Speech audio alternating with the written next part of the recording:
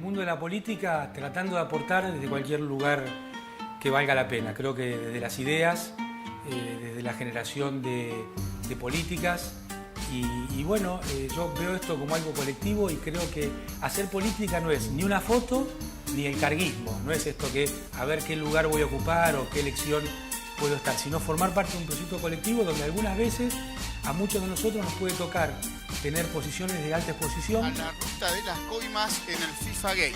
Alejandro Bulsaco, ¿qué dijo en la justicia de los Estados Unidos? Admitió haber pagado sobornos por 4 millones, 4 palitos verdes, 4 millones de dólares. En Río Turbio, los trabajadores continúan con la toma de la mina. Estamos en Río Turbio.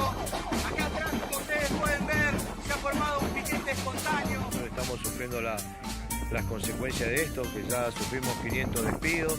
Hoy estoy mal porque nunca pensé que me iba a tocar, porque digo, bueno, tengo ya mis años para posteriormente jubilarme, pero me mató. ¿Qué querés que te diga? Buenas noches, bienvenidos. ¿Cuál es la vía de escape para una ciudad de 22.000 habitantes a la que un gobierno neoliberal, cruel, intenta convertir con los años en un pueblo fantasma? ¿Cuál es la vía de escape para un preso político? ¿Cuál es la vía de escape para los aficionados una vez más estafados cuando les roban el fútbol? Y verán ustedes en qué condiciones, con qué historia. ¿Cómo entender lo que está ocurriendo? ¿Cómo juzgar lo que pasó esta semana con la pantomima del gobierno, diciendo los familiares de los funcionarios no pueden trabajar? Esto es transparencia. ¿Y qué era cuando los designaron entonces? ¿La oscuridad total?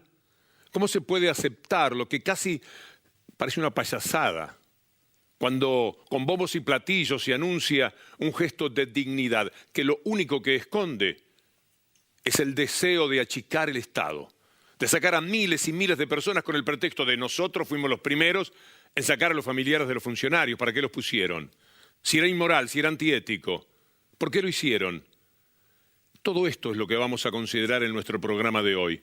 Pero lo vamos a empezar por algo que tiene que ver con una enorme aflicción de cualquier ciudadano sensible, no de quien les habla, de cualesquiera de ustedes, los que piensan en el trabajo, en la dignidad que esto confiere a las personas, los que pueden imaginar un pueblo distante, de trabajo, de sueños, de lucha, que da enormes ventajas viviendo donde viven con respecto a muchos otros lugares de la República Argentina, y sin embargo eligieron que ese es su lugar en el mundo. ¿Saben por qué? Porque ese es su lugar de trabajo. Es allí donde está la fuente de la felicidad, poca, mucha, de vez en cuando, que ellos pueden encontrar. Esto nos está ocurriendo en estos días en la República Argentina. Voy a recibir a 4 trabajadores de Río Turbio, 4 de los 500 hombres mortificados en esta etapa de sus vidas por la decisión del gobierno. 500 telegramas impiadosos de redacción breve. Está usted despedido. No contamos más con usted.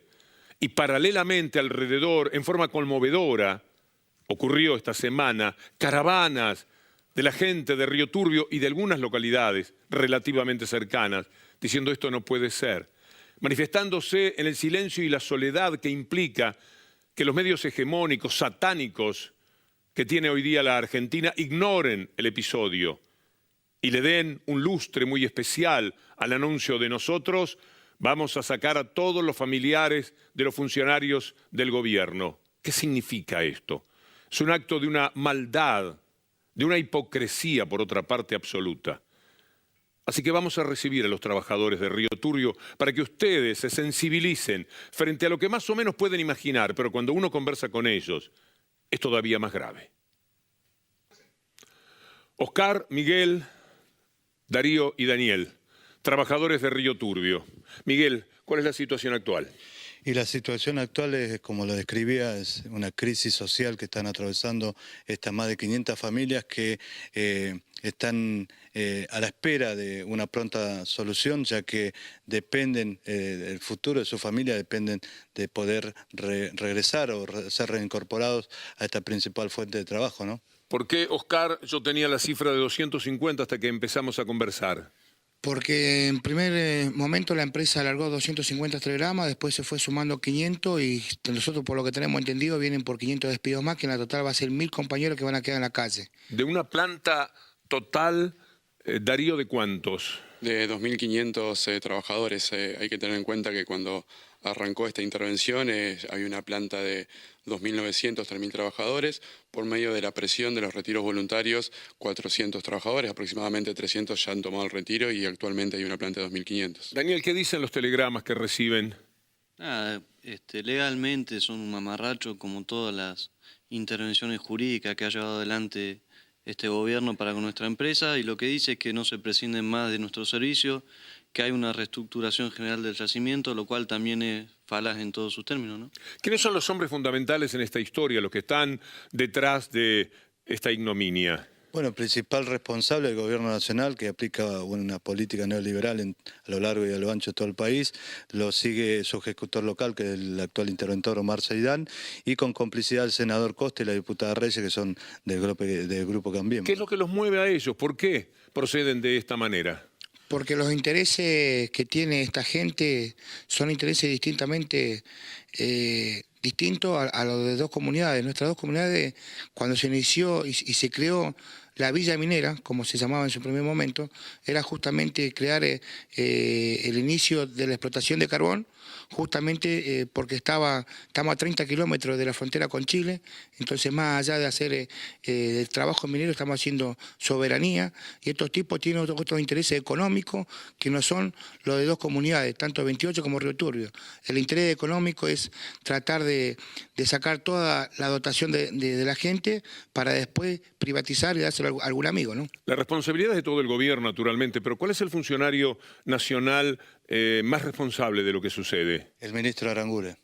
Es el que ha llevado adelante este plan, ¿no?, sistemático de ajuste en nuestro yacimiento.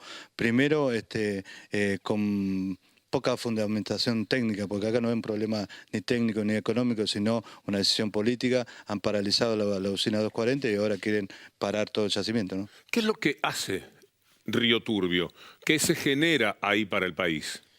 Río Turbio, hay que tener en cuenta cómo inició este gobierno nacional. El ministro Aranguren declaró la emergencia energética y Río Turbio puede generar y está preparado para generar 240 megas para interconectado nacional. Es algo que va a poner en valor nuestro carbón y sobre todo va a ser soberanía nacional. Es nuestro principal futuro y anhelo poner en marcha esos 240 megas de energía, ¿no? ¿Hasta cuándo van a permanecer aquí ustedes?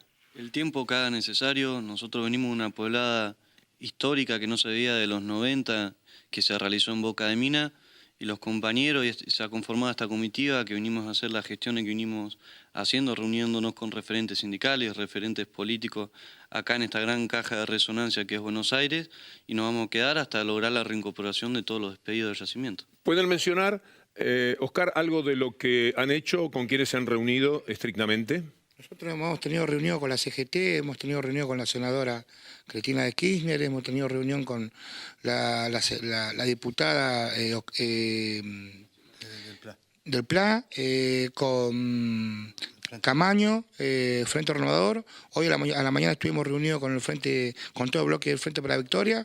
Ahora los compañeros de otro grupo están reunidos con gente de Cambiemos, diputados de la provincia, que también tiene 800 compañeros despedidos en la zona petrolera, en la zona de Las Heras, y se puso al frente de la lucha de los trabajadores. Más allá que sea de Cambiemos, él hoy está haciendo bandera por Santa Cruz, por su pueblo y por los 800 despedidos que tiene. Esta intervención, en vez de hacer bandera, que es hijo del pueblo, porque es nacido en este pueblo, como somos los 4 que estamos acá, somos nacidos hijos de Río Turbio, en vez de hacer gestiones para poder terminar la usina 240, para poder tener un presupuesto acorde, para poder llevar tranquilidad, ha decidido 1.500 familias dejar en la calle.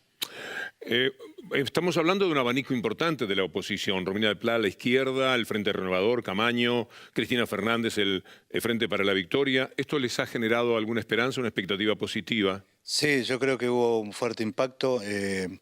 Obviamente que del Gobierno Nacional están viendo todo lo que hemos realizado en este poco tiempo que estuvimos acá, agradeciendo también a los medios, agradeciéndote a vos para poder difundir, porque obviamente que hacer una manifestación allá en Río Turbio a más de de 3.000 kilómetros de acá de Buenos Aires es como un chasquibún para el gobierno, y hoy lo podemos hacer visible, y nacionalizando este reclamo podemos llegar a tener una esperanza de retrotraer esta situación, ¿no? ¿Qué pasaría con Río Turbio como ciudad, como población, como colectividad, si se mantienen estas decisiones del gobierno?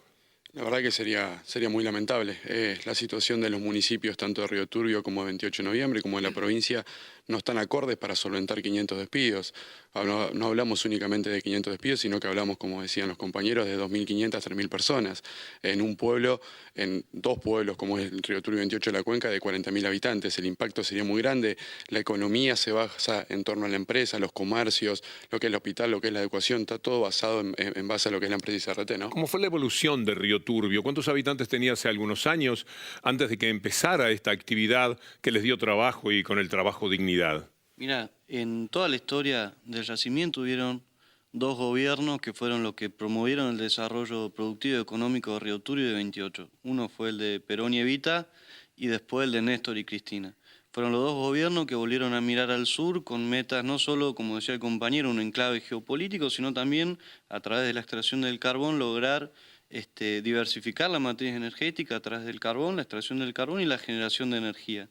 Era un pueblo de 5.000 habitantes, bueno, al principio eran menos, eran carpa, solamente estaba el escuadrón. A través de la explotación del carbón se le dio vida a dos comunidades, y después del 2004, de una decisión política de reactivar el yacimiento minero, de llevar el interconectado nacional que antes llegaba hasta Puerto Madryn, ahora llega hasta Río Turbio, y obviamente con la construcción de la central, hoy tenemos más de 45.000 habitantes entre Río Turbio y 28 de noviembre. 35, sumando 28 de noviembre. Río Turbio, 28 de noviembre, Julia Dufour, Rospende, son todas localidades que son muy aledañas, pegadas. Exactamente, que dependen de esta actividad, pero sobre todo hoy más que nunca tenemos una relevancia, como decía bien el diputado por el pueblo, de soberanía energética. Y creo que eso es lo importante, y creo que también por eso este gobierno de derecha, que no cree, y obviamente está en las antípodas de este gobierno, este tipo de proyecto energético de querer avanzar sobre nosotros, ¿no? Quiero pedirle, por ejemplo, a Oscar, esa cámara, como si pudiera hablarle a la gente, a la de Buenos Aires, a la que particularmente todo le queda bastante lejos, pero a cualquier habitante de la República Argentina. Hable de Río Turbio, de lo que están padeciendo, de lo que puede suceder y de la solidaridad que hay que tener para apuntalar la lucha de ustedes. Nosotros, como trabajadores, le pedimos a toda la población de distintas localidades, de distintas provincias y del país en general, que nos acompañen en esta lucha. Nosotros somos un pueblo minero, no tenemos otra industria, otro trabajo. Si nos dejan 500, nos dejan 1.000 familias en la calle, estos pueblos tienden a desaparecer. Dos pueblos que están al sur de la Argentina, nosotros estamos haciendo soberanía, estamos al límite con la frontera, son pueblos que han sido avasallados en la década del 90 y que hoy el pueblo se ha despertado, está acompañando a toda una población, porque verdaderamente estamos tristes con todo este caos social que está generando este gobierno a través de esta intervención, a través de los representantes políticos que tienen una responsabilidad, que en tiempo de campaña fueron y prometieron la estabilidad laboral, que se iba a terminar la usina 240. Nosotros, el sueño de nuestros abuelos, de nuestros pioneros, fue construir la usina 240, que el gobierno entendió que el futuro de nuestro yacimiento era con la usina para poder generar de nuestra materia prima, que es el carbón, generar energía para todos los argentinos. Nosotros les pedimos que nos acompañen, que no dejen, que no permitan los sueños de todo rioturbense, de la cuenca carbonífera, que sean enterrados y que sean dos pueblos fantasmas en el futuro. Por favor, nosotros somos carboneros, no tenemos otra industria, no tenemos otro trabajo que no sea el carbón. Así que agradecerte y pedirle a todos los argentinos que acompañen esta lucha minera, que es la lucha de la bandera de todos los argentinos. Seguimos en Vía de Escape.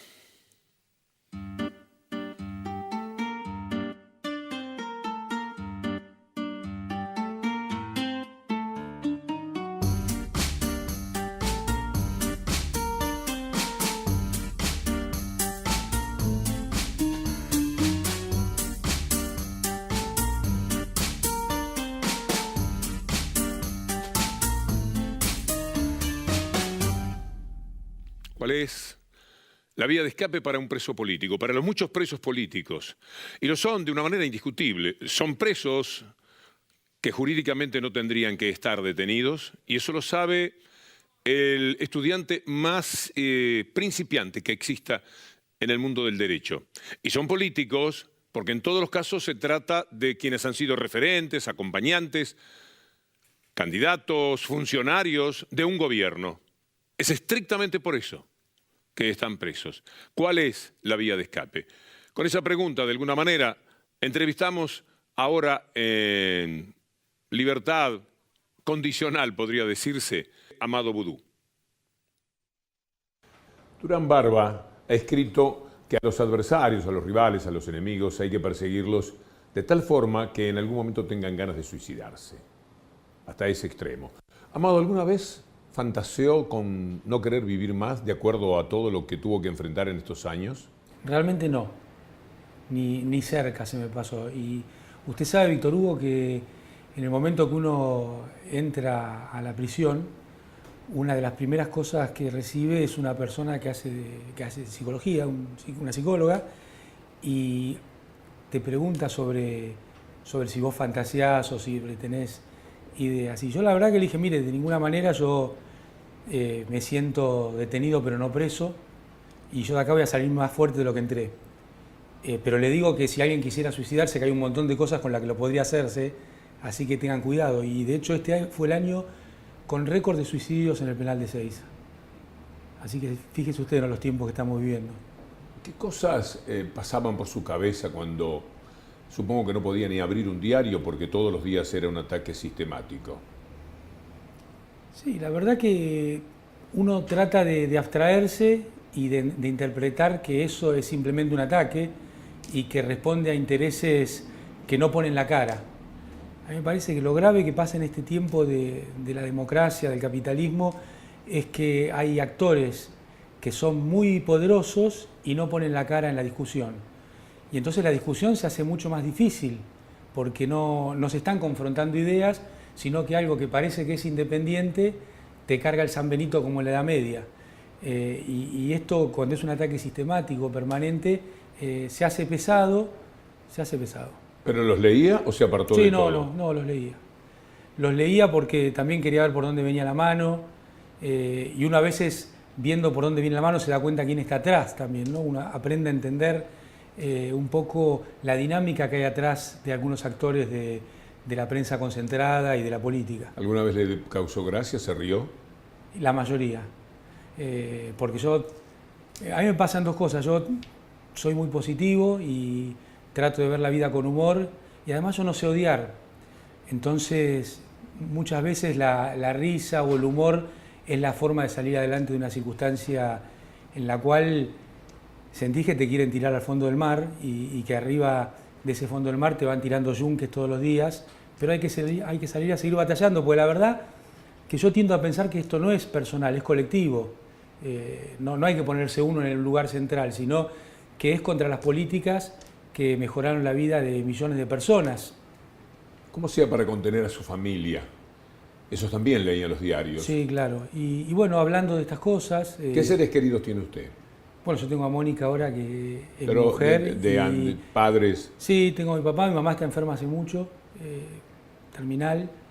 ¿Hermanos? Y dos hermanos, sí. Y bueno, con mis hermanos siempre hemos andado mucho juntos de chicos, así que ellos siempre supieron todo lo que yo les decía y lo que estábamos haciendo y las políticas que estábamos llevando adelante, y que era lógico que esta no era una cosa de este tiempo, que era una cosa de la historia, y bueno, y que hay que estar preparado para aguantarla. ¿Usted es creyente? Sí. ¿Está con la idea de que Dios da y quita, o quita mucho y da en esto que está viviendo ahora con sus hijos? Sí, esto de los hijos es como un milagro increíble. Yo sé que la mayoría de las personas son padre o madre, y bueno, y nos pasa a todos, pero la verdad que para cada uno creo que es un milagro y que te llena de vida, te llena de alegría, te llena de ganas de seguir adelante. El amor es un milagro. El amor es un milagro, y además es casi un error estadístico, ¿no? Porque que dos personas, en la cantidad de personas que hay en el mundo, puedan cruzarse y sentir el amor y concretarlo y llevarlo adelante, la verdad que es un error estadístico milagroso. ¿Y lejos? ¿Fue en México? Sí, fue con una mexicana, empezó acá en Buenos Aires y nos conocimos acá. Y bueno, ahí aprendí a usar el WhatsApp porque yo no sabía lo que era y empecé con el WhatsApp. Igual para la seducción debe ser difícil tener que explicar. Mirá que no soy lo que le dicen los diarios, lo que dice la televisión. Pero ella en ese momento era diputada y bueno, entendía muchas de las cosas que pasan aquí. En México pasan de otra manera. En México hay más violencia física, pero menos violencia verbal. Entonces nos sorprendían en forma distinta cosas que pasan en un y otro país. ¿Quiénes de ustedes, de los presos políticos, estaban juntos? ¿Con quién estaba usted en estos meses, 70 días que le tocó estar preso? A mí me tocó estar de las personas conocidas con Carlos Kirchner, primo del expresidente, con Jorge Chueco, también una persona extraordinaria, un abogado, después con 2 jóvenes acusados de narcotráfico, dos colombianos y uno mexicano, y un joven argentino que es empresario, tiene una fábrica de cuero, que también estaba. De todos nosotros había uno solo con condena, el resto todos presos sin condena. En la escala de personajes importantes del anterior gobierno que han sido llevados presos políticos, ¿cuáles son los que más le afectan? Usted dice, todos descabellados, partiendo de la base que ninguno tendría que estar preso. Sí. Por eso son presos políticos. Pero de todas maneras debe haber mayores injusticias unas que otras. A mí me parece, en este momento, lo de Milagros Salas ya lleva demasiado tiempo para ser tolerable. Y en particular la causa en la cual, para involucrarla a la presidenta, en una cosa en la cual ella lo único que quiso es hacer el bien, como siempre, que es en la causa de esta de traición a la patria, quisieron ponerle el nombre absurdo. Carlos Zanini, entiendo que no hay ninguna chance de que estuviera detenido, y lo que se está haciendo sobre Héctor Timerman directamente es inhumano, impiadoso, es una cosa descomunal, porque aparte yo sé lo que es la Argentina para Héctor Timerman, lo que ha sido en cada uno de sus viajes al exterior, cómo ha defendido al país, siempre se ha puesto al lado del país y nunca aceptó ningún condicionamiento en nuestras posiciones. Entonces me parece que es una injusticia descomunal, además una persona que está enfrentando un trance de salud muy, muy serio. Pero tal cual dijo usted, yo creo que esto se extiende a todos, inclusive a empresarios que están detenidos porque se los quiere vincular a las acciones del kirchnerismo, y me parece que no hay pie de igualdad en Argentina. No hay pie de igualdad. ¿Cómo ha sido salir de la cárcel? ¿Qué sintió?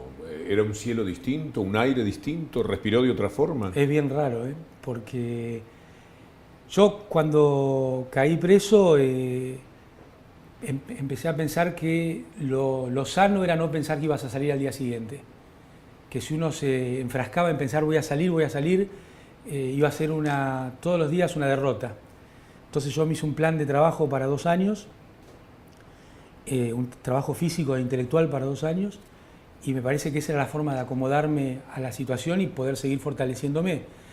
Pero claro, en la situación que estábamos todos nosotros, es la zona de máxima seguridad y de castigo. Entonces no había ninguna cuestión que me pueda decir, tienen un tratamiento especial. No había nada de eso para ninguno de los que quedaron, y para mí tampoco. Entonces en el patio que había una reja arriba, y yo siempre pensaba, no puedo ni ver la luna acá, no sé qué luna hay hoy. Y bueno, eso es bastante complejo, y cuando salís, claro, recuperás un montón de cosas, y también te queda el sabor amargo de los que quedaron, ¿no? Muy amargo. ¿Cómo es la calle con usted? La calle conmigo nunca cambió mucho. Yo siempre anduve, manejo, voy, vengo. ¿Se abstuvo de algunos lugares, de algún tipo de restaurante? Sí, sobre todo de lugares cerrados, porque a veces hay efecto de contagio y personas que en otra circunstancia tendrían un trato razonable, aunque no sea amistoso, razonable, en un efecto de encierro pueden pasar cosas feas, y entonces eso traté de evitarlo, pero después anduve en la calle, fui a comer afuera, fui a Mar del Plata, normalmente, que son mis lugares, ¿no? ¿Ha podido hacer un poco su vida? Sí, sí. ¿En algún momento no pudo? No, la verdad que no. Y nunca tuve ningún incidente. Hay una vez que estaba por votar o algo por el estilo. Pero no, la verdad, es cierto, pero eso era vicepresidente, tiene razón, un joven, que fue una experiencia increíble. No sé si tenemos tiempo para para detalles, pero fue un joven que me insultó y cuando yo salí de votar estaba en la esquina parado. Y yo pensé, uy, me voy a tener que agarrar a piña. Y el chico se me acercó y me dijo, mire, usted es un ladrón, pero yo estuve muy mal. Y yo le dije, pero ¿y por qué decir que soy un ladrón? ¿Y por qué no vamos a charlar y a caminar? Nos fuimos caminando juntos y él me decía, no, porque usted se hizo en el baño del Senado un jacuzzi y con la plata de todo. Que yo le dije, bueno, hagamos una cosa, yo te invito que el lunes, que era el día siguiente, vengas al despacho y lo conozcas. Un gimnasio. Y al día siguiente él vino con sus 2 hermanos, una chica y un chico, los 3. No tenían nada que ver con el kirchnerismo ni con posiciones de izquierda. Y bueno, les mostré todo el despacho y nos quedamos charlando. Vio la mentira. Bueno, cuando entro al lugar de votación en la UCA, encuentro con Amado y su mujer, los dos votando. Tuve la poco feliz actitud de insultarlo de la manera en que lo hice. Un acto de repudio mío. Tengo la mente muy abierta, por eso que después hablé con Amado y realmente él me dijo, mirá, no tenés que creer todo lo que ves en los medios. Entonces, bueno, le pedí disculpas a Amado por la manera en que me dirigí a él y tuvimos una caminata de media hora y quedó en invitarme a su despacho para que yo viera que no había un jacuzzi como se decía que había, que era una de las tantas denuncias ridículas de las que te digo. Se hicieron denuncias, por ejemplo, las refacciones en el Senado de Vudú. El famoso jacuzzi. Ah, mira. Y bueno, efectivamente al día siguiente me contactó y fui con mis hermanos. Lo único que te puedo decir es que el jacuzzi no estaba ahí, cosa que obviamente no había lugar para un jacuzzi. Los medios de comunicación, algunos les dicen hegemónicos, yo directamente creo que son el demonio, pueden hacer que la gente se vuelva loca de esa manera. La desinformación es atroz. Este pequeño ejemplo, la anécdota que acaba de contar Amado Vudú. La causa más importante es la de Chicone. Durante años he sostenido que se trata de un asunto estrictamente político. Olvídense de lo que yo digo. Busquen en el diario La Nación del 27 de enero pasado y verán en una nota hecha a Van der Breul, que es un testigo arrepentido, cuáles son los límites, muy modestos por cierto, de la responsabilidad que se le puede achacar a Amado Vudú. Y entonces podrán entender la injusticia que se comete cuando lo han tenido como preso político, entre esos medios de comunicación y una justicia que ha tocado fondo en el país. Uno no siempre tiene la oportunidad de poder invitar a la gente para una charla en la que puedan escuchar, que puedan entender. ¿Siente que hay mucha gente a la que han enloquecido en este tiempo? Sí. A mí me parece que en otra época te enloquecían con el ejército, con la represión, con el genocidio, y hoy te enloquecen con una derecha y una izquierda que es parte del Poder Judicial y parte del Poder Mediático. Entonces con una te acomodan y con la otra te la pegan y mucha gente queda muy aturdida y además cada persona, no todo el mundo elige estar en política o ser militante. Entonces lleva adelante su vida, sus hijos, el colegio, el asado, su trabajo y no tiene ni ganas ni tiempo de poder discernir esas cosas, ¿no? Usted dice que no tiene capacidad de odio. ¿Qué siente por el hijo al cabo de una decisión en la que él lo manda preso tan solo para aliviar su situación frente a los medios que lo estaban atacando? En principio, lástima. Me parece una persona que merece lástima porque es una persona que ha hecho una serie de cosas muy graves. Jugar con la libertad de una persona podría ser el segundo lugar después de la vida, la libertad, con tal de salvarse él o de esconderse él.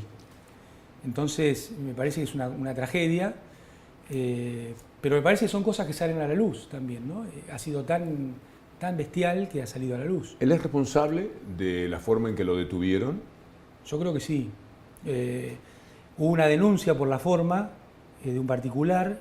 Yo pedí ser querellante en la misma porque no puede quedar un castigo a los 2 gendarmes que estaban al costado. Esos son 2 trabajadores.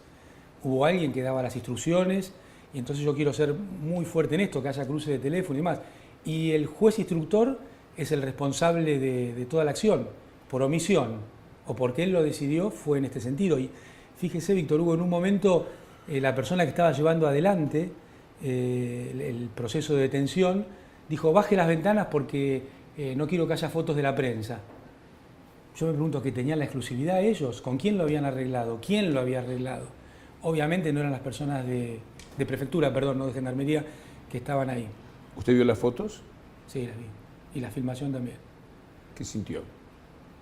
Primero mucha normalidad, porque qué terrible, estaba en pijama y descalzo, sí. Creo que casi todo el mundo duerme descalzo, ¿no? No es algo muy inhabitual. Pero me parece que quedó en claro que era como un trofeo, era buscar una foto de un trofeo de los K para ponerlo en una circunstancia que el juez la estaba pasando mal, o que la está pasando mal. De los dueños de los medios, para no transitar por cada uno de los periodistas que son voceros de esos medios, ¿qué piensa? ¿Qué siente? ¿Se deja ganar por la impotencia? ¿Son invencibles? No. Nosotros sacamos el 54% con gran parte de los medios en contra. El ataque sobre la presidenta era brutal, fue brutal, ni bien empezó su gobierno. Así que yo no creo que sean invencibles. Yo creo que la realidad siempre, en algún momento, se sobrepone a las ficciones que se van viendo todos los días. Es cierto que es muy desigual la pelea, es cierto que los dueños de esos medios se esconden detrás de los periodistas o detrás de los nombres de los medios, del poder económico, para llevar adelante su lucha, pero yo no creo que sean invencibles. Según sus abogados, ¿qué viene para usted ahora? Seguir peleando. Hoy hay gran parte de la justicia en Argentina que no es justicia, es poder judicial, y a mí no me importa, yo sé que soy inocente, sé de mis compañeras y compañeros que son inocentes, y yo voy a seguir adelante diciendo las cosas como siempre las dije. Siempre usted me dio un espacio para poder decir cosas que en otro lugar no se podía, o te pisaban cuando querías decir algo. Me acuerdo cuando en un reportaje con usted al aire se me ocurrió decir que filmaran, por ejemplo, la indagatoria. Yo le voy a decir una cosa, Víctor Hugo. A través de su programa estoy pidiendo en este momento que la declaración indagatoria sea transmitida en vivo por televisión. Al licenciado Vudú, me dicen que nos está transmitiendo TN en estos momentos. ¿Quiere repetir la invitación que usted ha hecho? Yo le pido al señor juez que el lunes, cuando tengamos la indagatoria, sea pasada en vivo, sobre todo por TN. ¿Cuál es el propósito para que la gente de TN esté clara y ya vaya, si quiere, disponiendo de las cámaras? Que todo el mundo pueda ver lo que yo le voy a decir al juez en la cara. Y bueno, el juez no se avino a filmarla, pero usted lo planteó como una cosa públicamente, y eso, la verdad, que alguien se anime a plantear las cosas en un mundo en el cual es muy difícil animarse, creo que es muy valioso. Y por eso a mí no me gusta centrarlo en mí. Hay voces muy importantes que se están callando, periodistas, pensadores, como es el caso suyo, el caso de otros compañeros y compañeras que tratan de acallar las voces y sin embargo encuentran la forma de seguir. Entonces, ¿cómo vamos a pensar que son invencibles si de alguna forma la palabra de todos nosotros está, la acción está y el futuro está? Y lo que está pasando en la Argentina hoy, que es una olla a presión, donde todos los días se pierden derechos en un camino que va a terminar mal, lamentablemente, y que solo se va a poder salir con mucho dolor del pueblo, porque esto, lamentablemente, este experimento que se repite, que fue con Martínez de Oz, con Cavallo y hoy con Macri, va a volver a terminar de la misma manera, solo sale con dolor del pueblo. Así que lo que uno espera es poder difundir todas estas cosas, poder discutirlas con la población, caminar en todos los rincones de nuestra patria, que se pueda para intercambiar estas ideas. Y me parece muy claro que este proceso económico nos está llevando a la mayor vulnerabilidad de la historia argentina. No hay ninguna cosa que esté mejorando, ya no se puede hablar de la herencia porque la herencia son los 2 primeros años, que pudieron malgastar porque realmente recibieron una economía que funcionaba, recibieron un país que funcionaba, con un ANSES que funcionaba, una AFIP que funcionaba, un gobierno que nuestra presidenta dejó con un desempleo muy bajo, con reservas en el Banco Central, y bueno, aquellas cosas que por ahí podían mejorarse, como el tema de la inflación, empeoró, no mejoró, el endeudamiento empeoró, el déficit fiscal empeoró. Entonces, en realidad, este tiempo que para transitar va a ser muy difícil, con un tipo de cambio muy atrasado por las propias políticas del gobierno. Hoy el tipo de cambio no le sirve a ninguna actividad económica argentina. Argentina se ha convertido en un país carísimo aún para los propios argentinos, y me parece que Macri ha logrado algo que en la ciencia económica casi nunca apareció, que es que los salarios sean paupérrimos para los trabajadores, que no alcanzan, y al mismo tiempo sean muy caros para los empresarios, que no le alcanza para pagar. Ese es el nivel de descalce que tiene la macroeconomía macrista. ¿Qué pasa con los jubilados en ese marco de lo que usted está diciendo? Bueno, me parece que el gobierno ha tomado medidas que van a deprimir la situación de los jubilados. Cuando asumió Kirchner, las jubilaciones eran el 4% del PBI.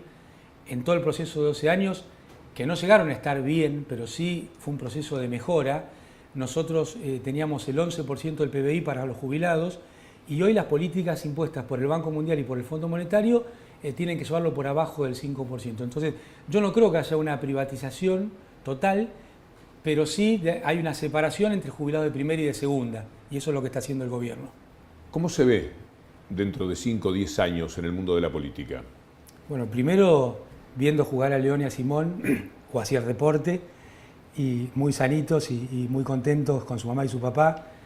Y en el mundo de la política, tratando de aportar desde cualquier lugar que valga la pena. Creo que desde las ideas, desde la generación de políticas, y bueno, yo veo esto como algo colectivo y creo que hacer política no es ni una foto ni el carguismo, no es esto que a ver qué lugar voy a ocupar o qué elección puedo estar, sino formar parte de un proyecto colectivo donde algunas veces a muchos de nosotros nos puede tocar tener posiciones de alta exposición y otras veces no. ¿Empezaría de abajo intentando ser diputado? Lo que le sirva al proyecto desde abajo para mí hoy es ir a recorrer los barrios como hice el sábado en Dock Sud y como voy a seguir haciendo cada fin de semana. Amado Boudou, muchas gracias. Gracias a usted, Víctor Hugo. Seguimos en Vía de Escape. Le pido que trabaje de ciudadano un poco. Tenemos que tener responsabilidad frente a estos hechos. ¿Y cuál es el trabajo del ciudadano? Saber, estar informado, buscar la información. Yo les pido que lean esa nota del 27 de enero, declaraciones del testigo arrepentido Van der Breul, con respecto a la historia de Boudou. Les parecerá mentira, después de todo lo que se ha dicho. Y una nota muy curiosa, desopilante, que muestra el periodismo de terror, cómo actúa. 11 de mayo del 2014. Hay una nota de un domingo, ese 11 de mayo, en la cual la descripción trata de mostrarlo a Boudou ya no solamente como un hombre que había actuado deshonestamente, sino como un verdadero ampón, que tenía mafiosos que iban a presionar a una persona. No le digo nada más que esto, búsquela, léala. Se va a reír muchísimo, pero también va a aprender cómo es la construcción del estigma que lanzan sobre las personas. Seguimos en Vía de Escape con el periodista deportivo que más respeto en su juventud y en su espíritu de lucha, Matías Canillán. Vamos a comentarles lo que es una demostración más de la enorme estafa que ustedes, los consumidores del fútbol, han vivido, están viviendo en la República Argentina. ¿Cuál es el hecho significativo de estos días, Matías? Bueno, Víctor Hugo, hubo un fallo de una jueza del sur de Florida, Cecilia Altonaga, que determinó que la empresa Torneos y Competencias junto a Fox coimearon dirigentes para quedarse durante más de 10 años, 15 casi, con los derechos de la Copa Libertadores, la Copa Sudamericana, más la Recopa Sudamericana. Pero eso ya se sabía. ¿Cuál ha sido la novedad? ¿Por qué nuevamente apareció la responsabilidad de Torneos y Competencias? Bueno, porque paralelamente a lo que fue la investigación norteamericana del FIFA Gate, hubo una causa penal iniciada por Francisco Paco Casal, el empresario uruguayo, que durante tanto tiempo intentó, como chocándose con las puertas de la Conmebol, ingresar para hacer una oferta y licitar por los derechos, y esto no ocurrió. La Conmebol nunca ni siquiera le aceptó revisar la oferta. Es una empresa en la que además de Casal están Francescoli y Nelson Gutiérrez para decirle a los seguidores del fútbol dos nombres que tienen mucho que ver, son socios de esas empresas. Nosotros fuimos con Matías Canillán, denunciantes en su momento, de una historia que muestra a las claras hasta dónde llegaba la corrupción que había en el fútbol. Sí, esto empezó más o menos en 2012, cuando Casal, harto de hacer ofertas, para que tengan en cuenta los televidentes, Torneos y Competencias con Trafic de Brasil, que eran las socias en TIT, pagaban 41 millones de dólares por año por los derechos de la Copa Libertadores. Casal se acercó y dijo, yo pago 120 millones por la mitad de los derechos y me los dan. Si al periodo siguiente, 2015-2018, me los mantienen, yo pago 170 por el doble, digamos, por la totalidad de los derechos. Y en el periodo 2019-2024 pagó 360 millones de dólares, contra 41. Bien, la Conmebol nunca revisó la oferta. Casal se hartó y dijo, voy a la justicia, porque acá tiene que haber algo raro. Bueno, de hecho había encolumnado a varios equipos de toda Sudamérica, diciendo, miren muchachos, lo que a mí no me permiten pagar es lo que a ustedes les están robando. Bueno, la justicia prosperó en esa causa y este fallo determina que tiene razón Casal en la absoluta convicción de que hubo pagos de coimas sistemáticos de Fox, de torneos y competencias, durante 15 años a los dirigentes de Conmebol que por eso no revisaban la oferta de Casal. Torneos y competencias es torneos y coimas o torneos y Clarín, son socios 50 y 50 justamente en TIC. Y un dato curioso y gracioso que tiene que ver con toda esta historia lo protagonizó Bursaco en los Estados Unidos cuando trató de limpiar a Clarín. Claro, Bursaco dijo que, diciendo que Torneos pagaba coimas, que Fox pagaba coimas, toda la red y todo el entramado de empresas, pero Clarín dijo que él no podía acusarlo de nada, que lo dejaba aparte. Clarín fue un poco la protagonista de la resolución de esa especie de simulacro de licitación que hubo en el fútbol argentino, porque dijeron que iban a presentar ofertas, que los dirigentes las iban a estudiar, apareció Clarín y dijo, si ustedes no le dan los derechos a Fox y a Turner, nosotros hacemos el juicio por el contrato roto en 2009 y a partir de eso se resolvió el asunto. Hay que decir que no se lo hicieron a una FM de un pequeño pueblo de 5.000 habitantes, se lo hicieron a la ESPN. Sí, nada menos. Sí. Primero la asustaron o quisieron, diciéndole retírense porque ustedes lo único que van a conseguir es hacernos pagar más dinero. Esto es lo que le decían a ESPN. Y cuando la licitación era para ESPN, cambiaron las reglas, pidieron 2 días más. Claro. Y alteraron el resultado. De hecho, no nos olvidemos que la AFA le permitió a Fox, que se había presentado fuera de plazo, presentarse. Y luego de la presentación fuera de plazo, le permitió mejorar la oferta.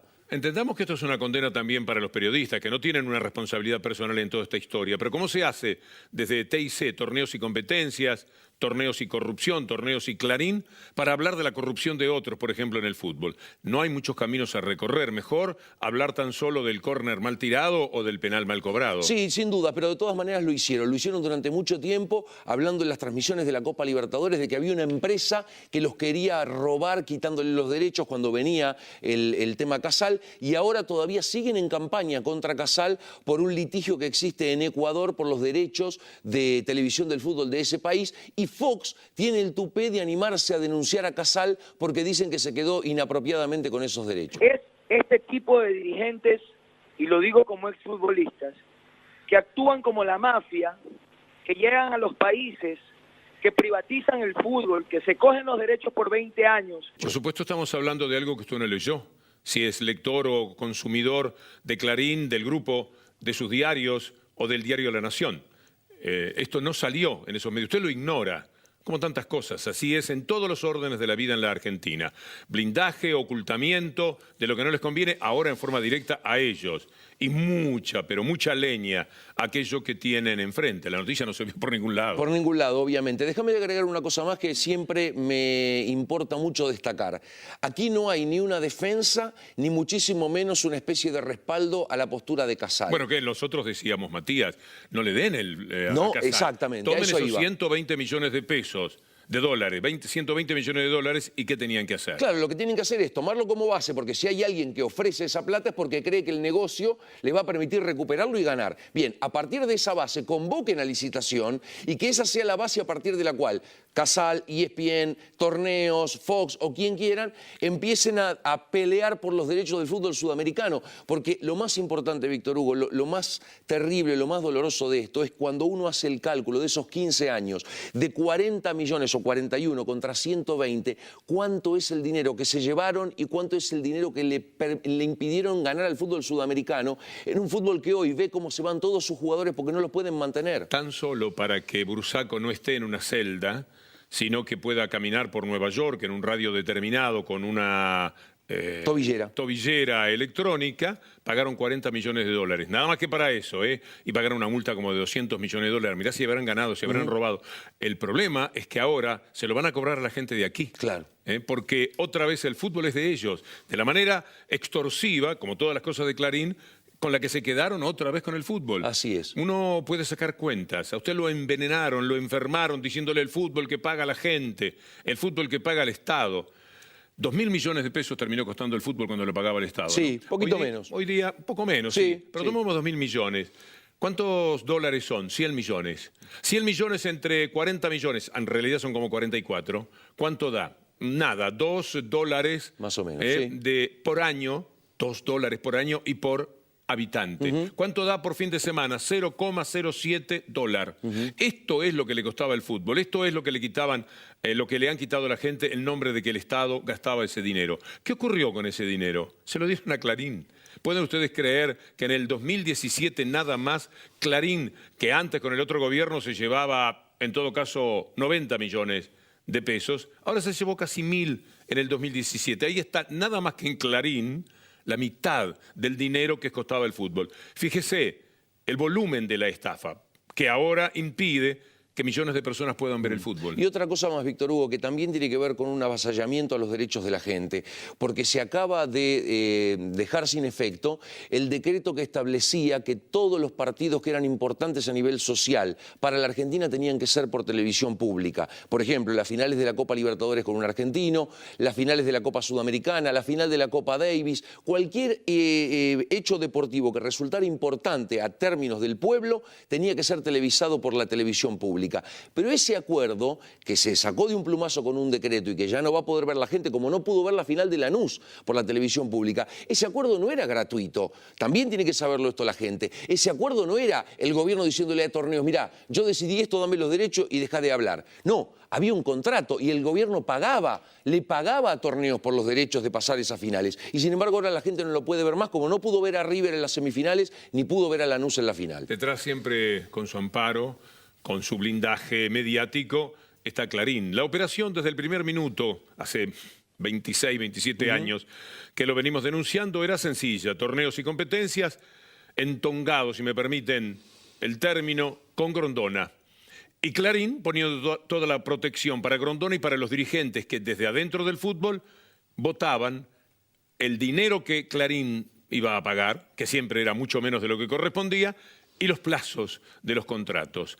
Recién en el 2009, cuando Grondona se enoja con Clarín, aparece la posibilidad de ver que a Grondona lo criticaran un poco. Sí, recién entonces. Es cierto.